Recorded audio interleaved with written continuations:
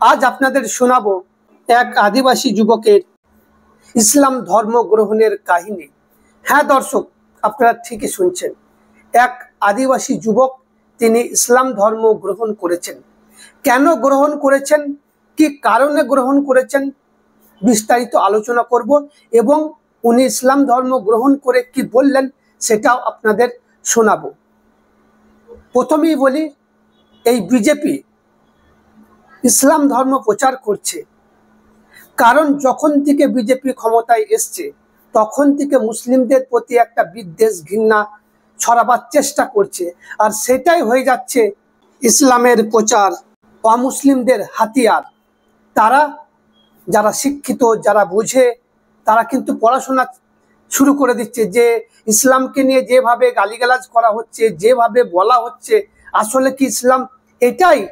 কিন্তু তারা যখন কোরআন হাদিস নবীজির জীবনী পড়া শুরু করছেন তখন তারা দেখছেন বাস্তবের সঙ্গে আর যেগুলো বলা হচ্ছে তার আকাশ পাতাল পার্থক্য, 180 ডিগ্রি পার্থক্য, কোনো মিল নেই।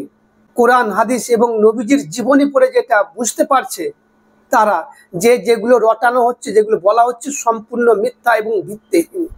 তার জন্যই শয়ে শয়ে মানুষ আজকে ইসলাম ধর্ম গ্রহণ করছেন।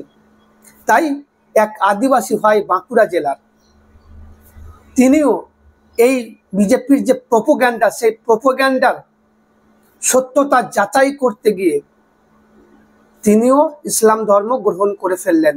তার নবীজির আদর্শ ভালো লাগে উনি বললেন যেগুলো বাস্তবে দেখছি আর যেটা পড়ছি তার কোনো মিল নেই। আমার নবীজির জীবনী ভালো লাগে, যে মুসলিমদেরকে যেভাবে নিশানা করা হয় সেটা ভুল, আমি যেটা পড়েছি, পড়ে বুঝতে পেরেছি। উনি এইরকমই বললেন। চলুন উনি ঠিক কি বললেন শুনুন। তার আগে একটাই অনুরোধ, ফেসবুকে দেখলে ফলো করুন, ইউটিউবে দেখলে সাবস্ক্রাইব করে পাশে থাকুন। বলছে, আপনি কেন ইসলাম ধর্ম গ্রহণ করলেন নিজের ধর্ম ত্যাগ করে, একটু যদি বলেন। প্রথমে আপনার নাম পরিচয়টা বলুন, কি নাম ছিল, এখন কি নাম?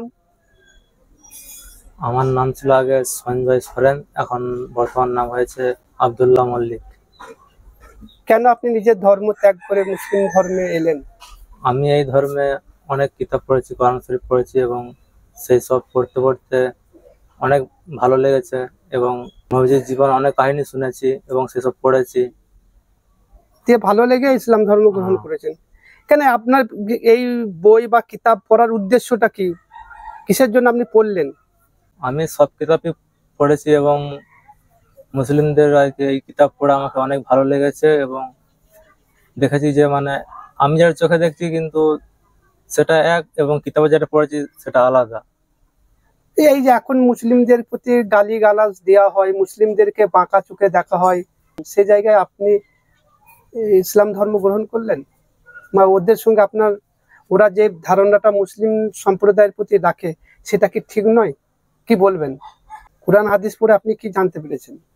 আমি কোরআন হাদিস পড়ে জানতে পেরেছি এই যে, এবং লেখা আছে কোরআন হাদিসে, কারোর সাথে হিংসা নয় এবং সবাইকে ভালোবাসুন, এবং ওরা মুসলিমরা কারোর সাথে ঝগড়া বিবাদ করতে চায় না। এই যে আপনি মুসলিম হয়েছেন, আপনাকে কেউ জোর করেছে যে মুসলিম হতে হবে? কেউ পয়সার লোভ দেখিয়েছে? না না, আমাকে কেউ পয়সার লোভও দেখায়নি এবং কেউ জোরও করেনি, আমি স্বেচ্ছায় হয়েছি। স্বেচ্ছায় হয়েছে। আপনার বাড়ির লোকজন জানে? হ্যাঁ, বাড়ির লোক এখন সবাই জানে। সবাই জানে? আপনি কি বাড়িতে থাকেন না বাড়িতে আর থাকেন না? না, আমি বাড়িতে আর থাকি না, তার সাথে আমার কোনো সম্পর্ক নেই এবং তার সাথে ঝামেলা হয়। বাড়ি থেকে কি আপনাকে বের করে দিয়েছে? হ্যাঁ। আপনি এখন কোথায় থাকেন? কাজের সাইডে থাকি। কাজের সাইডে থাকেন। আপনার বাড়িটা কোথায় ছিল? আগের বাড়ি কোথায় ছিল? আগের বাড়ি ছিল তোমার জিয়াগঞ্জে, বাঁকুড়া জেলা।